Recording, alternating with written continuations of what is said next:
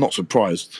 I know you said Spencer Fury wasn't surprised either when you had him on, but I did it. I wanted Fury to win as the Brit, as a Fury fan. Yeah.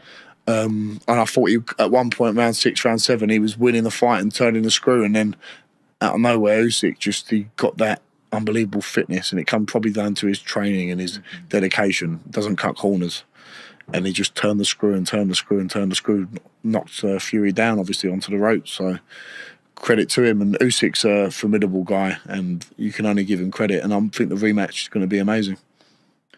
What mistakes do you think Tyson Fury made in that fight? I spoke to Jimmy Tibbs about this, legendary trainer, obviously, dad of my trainer, Mark Tibbs.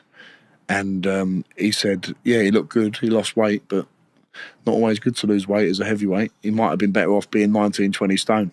I don't know what their plan was in the camp. I'm not an expert on their camp. I'm not trying to tell them what to do, but it made sense to me. If you're a big guy, you might not look body beautiful, you never will. And maybe that bit of weight might have helped him, could have hindered him, could have made him a bit slower, but sometimes losing weight lowers your punch resistance. You haven't got as much energy. You might look a bit better, but it might just be a little bit of an aesthetic thing rather than an actual fitness thing, you know. Look at there's been some massive guys in the past. George Foreman, when he came back, was a big old unit. Larry Holmes hasn't always been the most ripped guy, you know. You don't have to be completely chiselled or thingy to... You have to be completely chiselled to be a great fighter. Some fighters are naturally like that, but being a bigger guy, sometimes you've got to use that weight, and maybe coming in a stone or two heavier wouldn't have been a bad thing. What does Tyson need to do differently apart from the weight this time? That uppercut he used to was throwing was really effective when he was throwing that. I thought that was good. Maybe a little bit less showboating, but that's why we love Tyson Fury, because he is like that. And if he won that fight, we would have been singing his praises, saying he showboated at the same time. But that can all make a difference. That's another 2-3%. Maybe would have helped some energy down the line. But he's the bigger man. You've got to use that as best you can and keep sticking that big jab in his face, whether it's a big hard jab or a sticky little annoying jab, you know. Use that, and then you can blind him with that, and we'll keep bringing that uppercut, because I thought them uppercuts were beautiful he was hitting him with. It was a shock when Usyk hit him straight on the face. It just felt like something. I was gutted. Even he felt like that. I was like, my heart was going down. It's like watching the England match and they got down. Know. You know what I mean? That's how I felt. I can't believe how he stayed up, Fury. You've got to give him credit for that. And he saw it through, because a big man like that, getting caught like that, and the energy it takes to stay up, he's a fighting man. And we've got to remember he's had 3 fights with Wilder, and Wilder's a shell of what he used to be. And you've got to ask yourself, how much of them fights taken out of Tyson Fury and Deontay Wilder, especially the 3rd fight. That was an all-out war. And as a professional boxer, and especially a heavyweight, you can only have so many wars like that before it catches up with you, you know? Why?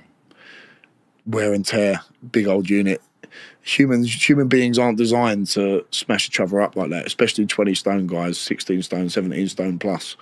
You can't take severe punishment like that, getting punched on the head. It's not healthy, is it? That's the bottom line, to be getting punched in the head repetitively, especially by the big guys. So you can only go to the well so many times, and Fury's probably only got 1 or 2 more times to do it.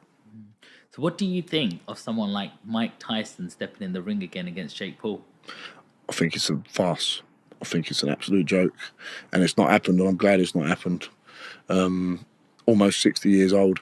I used to like Jake Paul. I used to think, he's doing something quite good, trying to dedicate himself, but I've got no time for it. I think it's all quite rubbish now. What do you think of that whole scene of influencer boxing, misfits, all of that? It's not boxing, it's entertainment. Fair play to them. Make their money. That's fantastic, but I don't regard it as boxing. I regard it as sort of wrestling style entertainment. And it's entertaining. Sometimes you watch it and you think, that's a laugh, but you can never be taken seriously, ever. And that's the danger, though. Like young kids coming through now will look on my TikTok comments. They'll be like, "When you're fighting Jake Paul, you should fight Tommy Fury," and like they don't understand what we have to go through as professional boxers. I know Jake Paul trains really hard, KSI, and fair play to him for making loads and loads of money, and they're great businessmen. But I mean, come on, fighting a 60-year-old nearly Mike Tyson versus Jake Paul, I've got no time for that. How do you think that plays out? Because it is scheduled for November. I think, well, considering that Mike Tyson had to be taken off a plane, didn't he, for having heart problems, I don't think they should be sanctioned at all, ever. It's wrong. Who is your favourite boxer of all time? I've got a few. Lennox Lewis being one of them. Yeah. Unbelievable. Rocky Marciano. Yeah. Old classic guy. The modern guys, Joshua, Fury, love them two the most. There's no Tyson in there? Mike Tyson? Oh, Mike Tyson, unbelievable. But in terms of my favourites, probably Lennox Lewis, someone like that, Vitaly Klitschko. But Mike Tyson, in his prime, watched him 18, 19, 20 years old, smashing people up who were like 10 years older than him, getting a world title at 20 years old. Unbelievable. Johnny, a big name has just been dropped. Yeah, everyone's talking about Chisora and you. Yeah. You know, everyone's just like putting you straight into that Another mix legend. now. He's like, you know, War Chisora, they call him, don't him? He's like a real veteran. Couldn't believe he beat Joyce. Couldn't believe that. Yeah, I thought Joyce would be able to deal with him, but Chisora just keeps coming back. He's had 2 wins on the... Is it 2 wins on the bounce now? Who did he fight before? He fought someone else recently, but he just keeps coming back. And if he's still winning, Joe Joyce is a great name to have on your resume. So I've got a lot of time for Joe Chisora. He's a legend, and people have been bounding our names around. Eddie being the main man who's been doing that, and I feel a bit disrespectful to thinking like I'm calling for that fight. So I'm not calling for it. But if Derek Chisora came and said, let's have a fight at the O2, let's set it out, I want to do it, I wouldn't say no. It would be an honour to share the ring with Derek Chisora. And I think I'd have a good chance in. I'm not saying I'd win it, but I'll give a good account of myself, you know? Yeah. How much of a task is it for Chisora being a 40-year-old? That's the problem.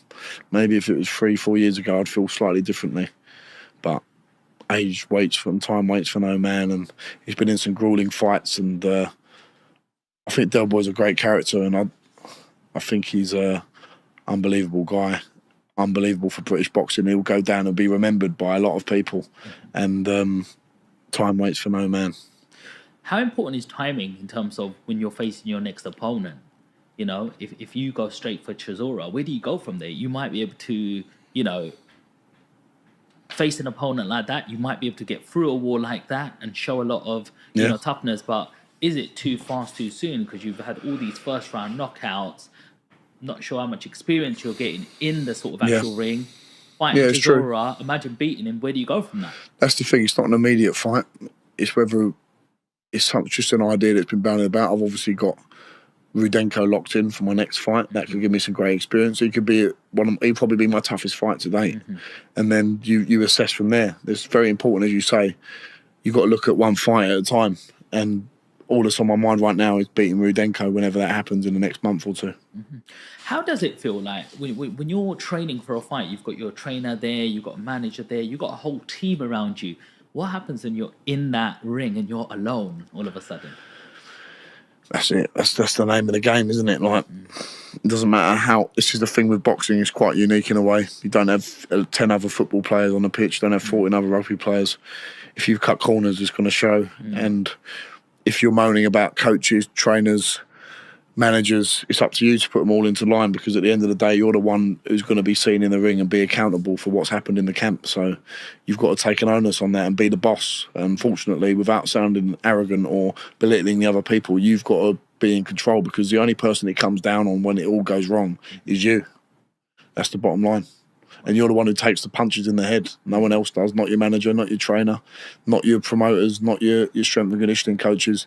They're all part of your team, but the one who's going to be getting punched in the face is you. Does it ever get to you mentally? No. I love it. I absolutely love what I do.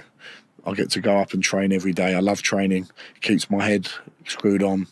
If I couldn't train, I think I don't know what I'd do. It keeps me sane, for like it does for a lot of people. So I absolutely love the ability that I've got to go and train and do something I love every day. Before you're ready to challenge for a major title, what milestone do you feel that you need to hit? I don't think of it in that way, Sean. I don't think I have to hit anything. I think the map is in my destiny of where I'm meant to go. All I have to worry about is winning the next fight. There's no milestone I think of in my head that I think, well, I've got to do this amount of this or do that. It's all mapped out already. All I've got to do is dedicate myself 110%, and then the rest will follow. I like going to the gym myself. Yeah. I go there every morning, Yeah. maybe 5-6 times a week. Yeah. It keeps me happy. Yeah. I like to think I train hard. Yeah. You know, one day, like, I have my 2 days where I do my 5K Yeah. runs. Yeah. I do my bodybuilding on 2 other days, and then Nice. a couple of other days I do a Pilates, yoga. Get the It's good to do stretch that. All out. the flexibility. Yeah, Yeah. absolutely. All of them things.